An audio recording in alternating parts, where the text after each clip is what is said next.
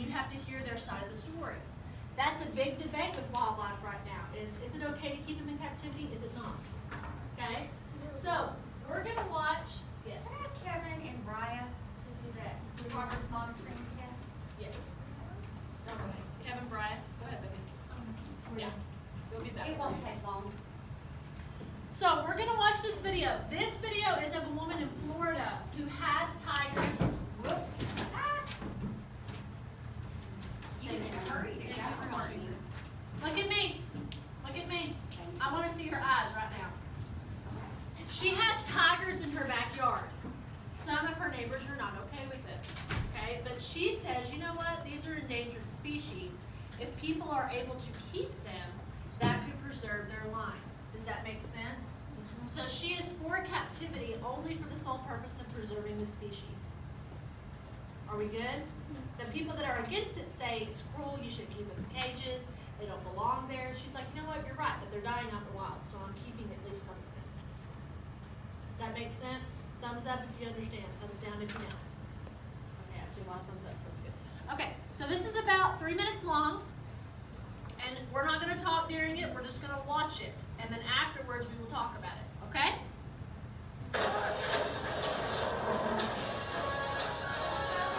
That is a new video game. Battlefield 4. Okay. I am their mother. As far as they're concerned, I am mommy. They rub me in the face, they'll let me kiss them on the nose. Having pet cats may sound run-of-the-mill, but Janice Haley has taken her love of felines to the extreme, keeping 2 huge tigers in her back garden. Sabre, a 600-pound male white Bengal, and Janda, a 400-pound Bengal female, have lived with Janice since they were cubs. Despite tigers having a fearsome reputation, Janice has never been short of people wanting to help out. Oh, here we go. Look at the tigers. Pretty much everyone that comes here to interact with them, my volunteers, are all basically part of their family. Like most young males, Sabre can get a little boisterous, but that's not enough to keep Carrie Yates from helping out. I don't get scared when the tigers are dragging me around the cage. They're doing it in play, and it's a relationship that we have, especially Sabre. I've been there with him since he was 2 weeks old and had gone through all the raising and the training and just kind of growing up with him. You're not biting right now. The playtime it's good for them, and they don't make it scary. He's not aggressive when he's dragging me around. He's doing it out of our relationship, and it continues the bond, I guess. 57-year-old Janice and her husband David work around the clock to care for 6-year-old Sabre and 12-year-old Janda, Oh, hi. Are you gonna let mommy in? but only happened upon their extraordinary... Okay, so this is about halfway through. So, what are some things that we already noticed about this? What are some thoughts that you have? Raise your hand. Marcelo. They have stripes in their own. Okay, about the tigers. What about the interactions with the humans? Evelyn. They treat them like their own kids. They treat them like they do kids, don't they? They treat them like they do like you would a dog. Okay? What else, Keyshawn? They care for them just like a regular family. They care for them just like a regular family. So this is like a family business, isn't it? Kind of. She doesn't have a job. Remember, she quit her day job to do this. So this is her job. She takes care of these animals as her job. What else? The tigers, they feel safe around her because usually they're like attacked, but Okay. they feel safe around her. Okay, so let's keep watching, okay? And then we'll talk about it at the end. life when she decided to quit her boring day job. This adventure began back in 1995 when I was working behind a desk doing tedious work, and I really wanted to get back outside, and my husband came up with this idea of working with these wild exotic animals.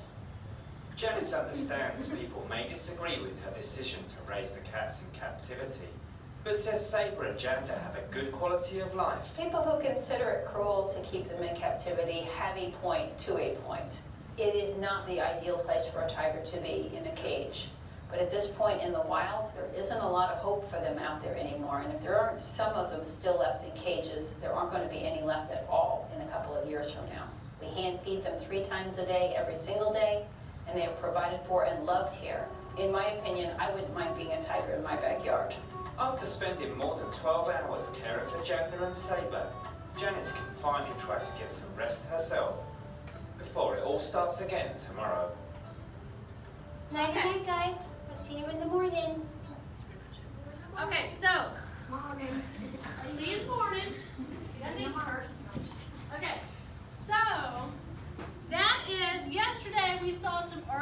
against a lot of these things.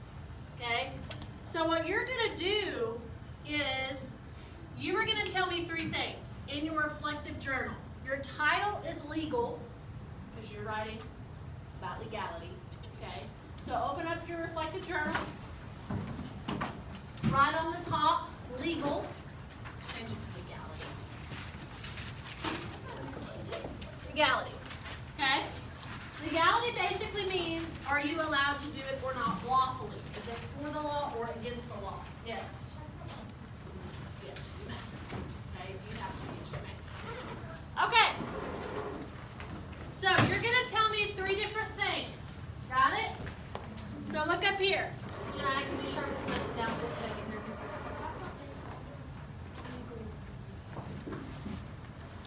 All right, here we go. Number 1, from your perspective, should it be ethical to own wild animals? What's a perspective, Joshua? Like an owner. So like an opinion? An opinion. Very good, Antonio. It's an opinion, okay?